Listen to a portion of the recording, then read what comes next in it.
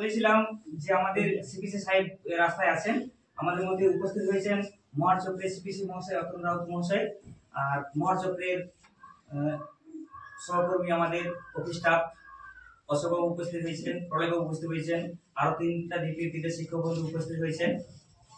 তো আমি স্যারের কাছ থেকে দু এক কথা শুনে নেব আমাদের এই সাপোর্ট সার্ভিস প্রোগ্রাম ক্যাম্পের তিনজন এক্সপার্ট তাদের দক্ষতা দিয়ে আমাদের মহাচক্রের সিডব্লিউএসএনদের কেমন ভাবে পরিষেবা দিচ্ছে সেটা সম্পর্কে আমি দু এক কথা শুনে নেব স্যারের কাছ থেকে।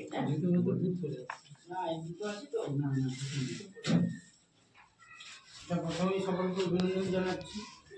আমাদের মোয়ার সিআরসি অন্তর্গত 4টা রিসোর্স রুম আছে, প্রত্যেকটা জিপিতে একটা করে রিসোর্স রুম আছে এবং এবছর থেরাপিটিক যে ক্যাম্পটা প্রতি বছর হয় এবছর সেটা শুরু হয়েছে আজকে থেকে। এবং এখানে উপস্থিত যারা আছেন যে audiologist Sukanta Banerjee, physiological psychological যিনি আছেন আর ফিজিওথেরাপি, এনাদেরকে আমি আমার সার্কেলের পক্ষ থেকে অভিনন্দন জানাচ্ছি। আর যেসব গার্ডিয়ান এবং সিডব্লিউএসএন স্টুডেন্টরা এসেছেন তাদেরকে আমি কৃতজ্ঞতা জানাচ্ছি এবং ছাত্রছাত্রীদের স্নেহাশীষ জানাচ্ছি। আমাদের এই যে ক্যাম্পটা এটা প্রতি বছর হয়, এবছর আমরা প্রত্যেকটা রিসোর্স রুমে করার চেষ্টা করছি যাতে স্টুডেন্টরা যে যার বাড়ির কাছে এই ট্রিটমেন্টটা পায়। আমাদের এটা 11 নম্বর 10 নম্বরেও আছে, 12, 13 সব জায়গায় আছে।